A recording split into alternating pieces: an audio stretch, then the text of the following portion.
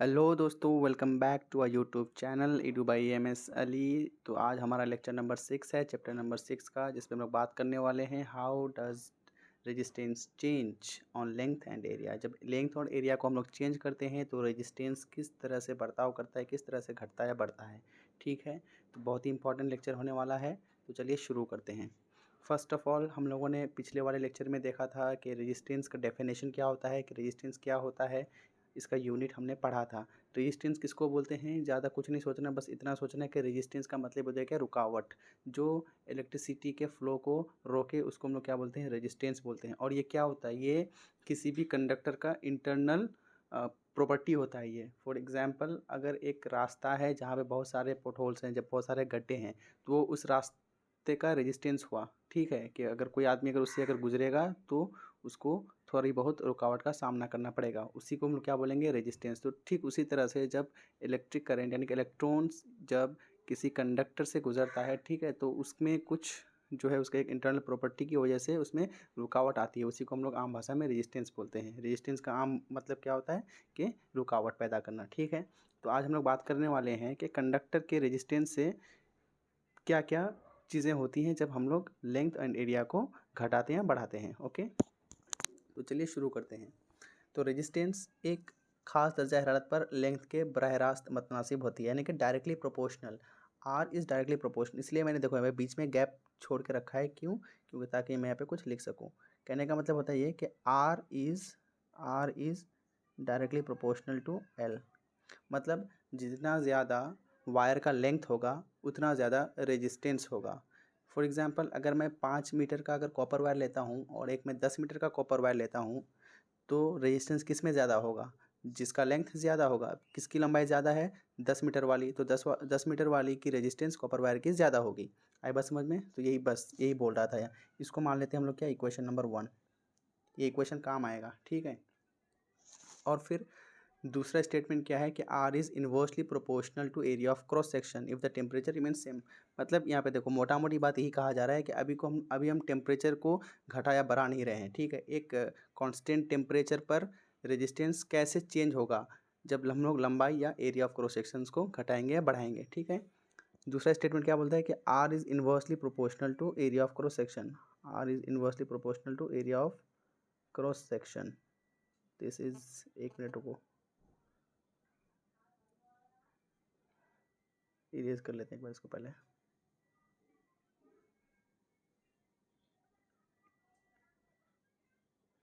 Are is inversely proportional to area of cross section, मतलब ये।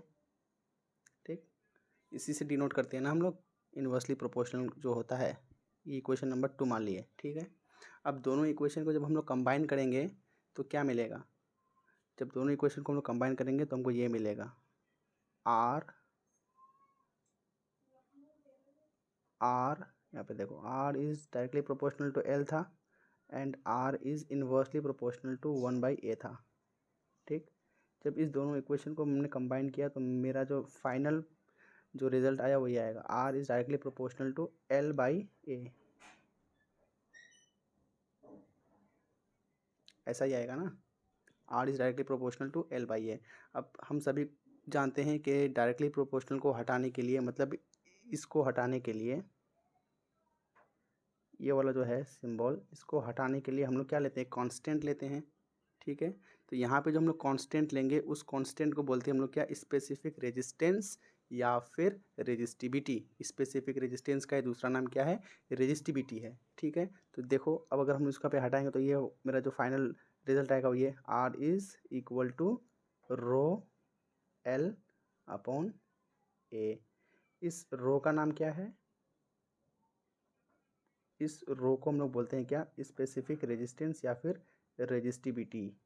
इसी को क्या बोलते हैं हम लोग, रेजिस्टिविटी, VITY। ठीक है, समझ लेना। ठीक है, थोड़ा हौच पौच होगा क्योंकि डिजिटल बोर्ड नहीं है, PPT बना के ही पढ़ा रहा हूँ। ठीक है, और माइक्रोफोन भी नहीं है ठीक ठाक, इसी वजह से। ठीक है, तो यही था मोटा मोटी बात कि रेजिस्टेंस जो है वो लेंथ और एरिया पे किस तरह से निर्भर करता है, किस तरह से डिपेंड करता है। ठीक है, अगर आपको अगर ये बोल दिया जाए कि चलो एक मोटा तार लेते हैं और एक पतला तार लेते हैं, तो बताओ किसका रेजिस्टेंस ज़्यादा होगा। क्वेश्चन में आएगा ऑब्जेक्टिव टाइप कि बताओ किसका रेजिस्टेंस ज़्यादा होगा, तो आपको ये बताना है कि यानी कि जो तार मोटा है उसका एरिया ऑफ क्रॉस सेक्शन ज़्यादा होगा, और जिसका एरिया ऑफ क्रॉस सेक्शन ज़्यादा होगा उसका रेजिस्टेंस कम होगा। ठीक है। और ऑन दी अदर हैंड अगर कोई ये बोल दे कि बताओ एक 10 मीटर वाला लंबा तार है और एक 15 मीटर वाला लंबा तार है, तो बताओ किस में ज़्यादा रेजिस्टेंस होगा।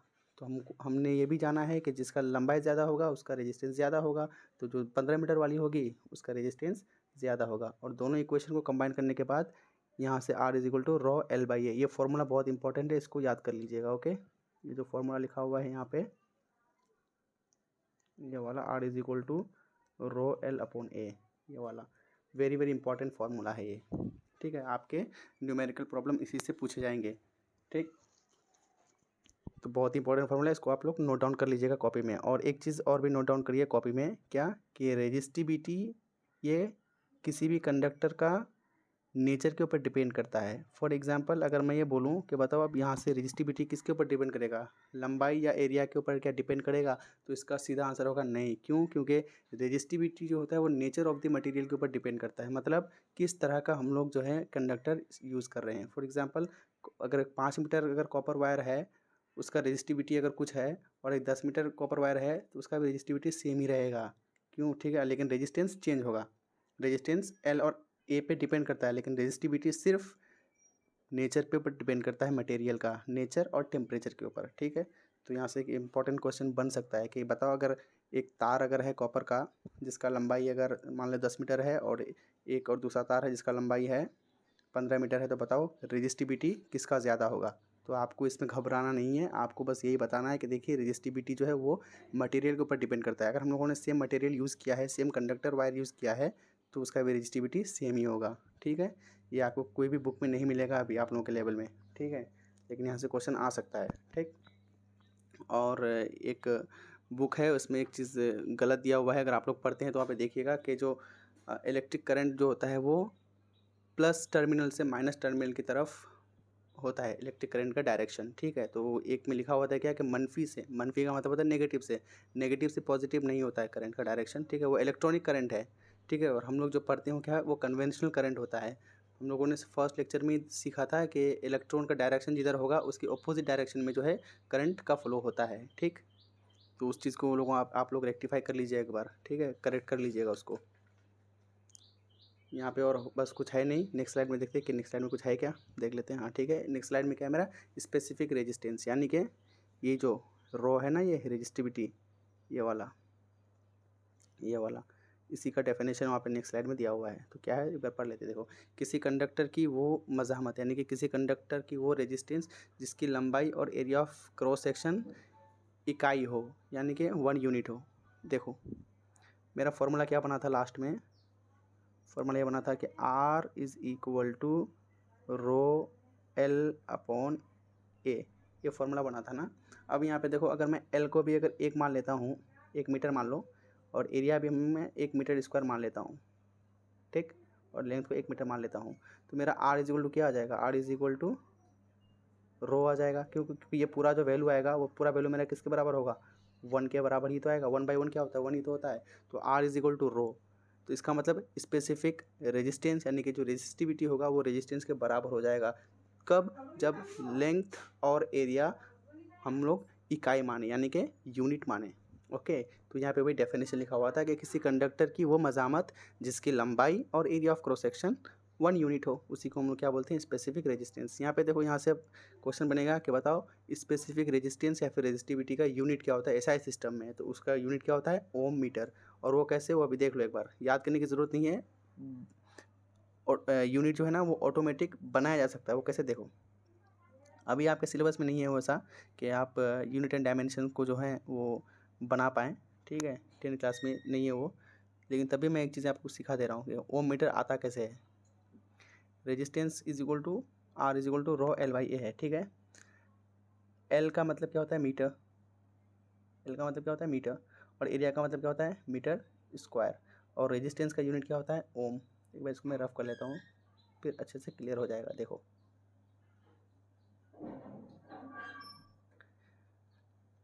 जल्दी हो जा, जल्दी हो जा, चलो देखो हमें क्या पता है कि R is equal to rho L by A होता है ना। R को हम लोग रेजिस्टेंस का यूनिट क्या होता है, बोलेंगे सर ओम। ठीक, रो को हमको रो का ही निकालना है ना, तो रो को भी रो ही मान लेते हैं। और लेंथ का यूनिट क्या होता है, बोलेंगे सर मीटर। और नीचे क्या आएगा आपका, मीटर स्क्वायर। एरिया का यूनिट क्या होता है, मीटर स्क्वायर। तो ये मीटर से ये मीटर स्क्वायर खत्म। ठीक, रो इज इक्वल टू क्या आ जाएगा आपका, ओम गुना में मीटर इंटू मीटर। तो ये चीज़ देखो, यूनिट क्या बना मेरा, ओम मीटर बना के नहीं, ओम मीटर देखो बना है ना, ओम मीटर। तो इस तरह से हम लोग जो है ना यूनिट निकालते हैं किसी भी क्वांटिटी का, चाहे वो फिजिकल हो या फिर कोई दूसरा क्वांटिटी हो। ठीक है, तो रो का यूनिट क्या होता है, यानी कि स्पेसिफिक रेजिस्टेंस का यानी रेजिस्टिविटी का, तो बोलेंगे सर ओम मीटर। और इसी का दूसरा नाम क्या बोल रहा है, रेजिस्टिविटी। ठीक है, बस हम लोगों ने कर लिया। अब देखो रेजिस्टिविटी का उल्टा क्या होता है, कंडक्टिविटी।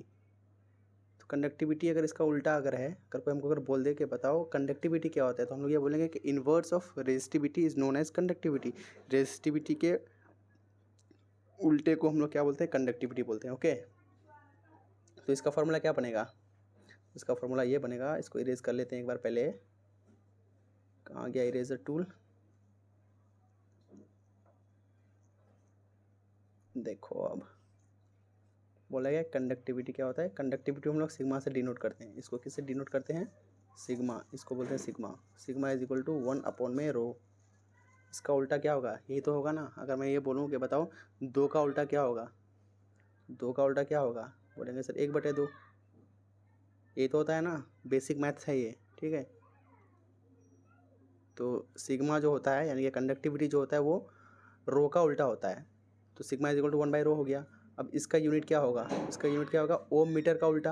और ओम मीटर का उल्टे को हम लोग क्या लिख सकते हैं, ओम मीटर टू द पावर -1। और इसी को हम लोग क्या बोलते हैं, साइमेन। तो अगर ये बोल दिया जाए कि कंडक्टिविटी का यूनिट क्या होता है, तो आप लिखिएगा ओम मीटर ऊपर में ब्रैकेट के अंदर -1 या फिर साइमेंस। ओके, ये भी कहाँ से आएगा, वो भी यहीं से आएगा। देखो हम लोग इसको इसको क्या लिखते हैं, आप लोग एक बात बताइए, अगर समझ में नहीं आ रहा है तो 1 मिनट।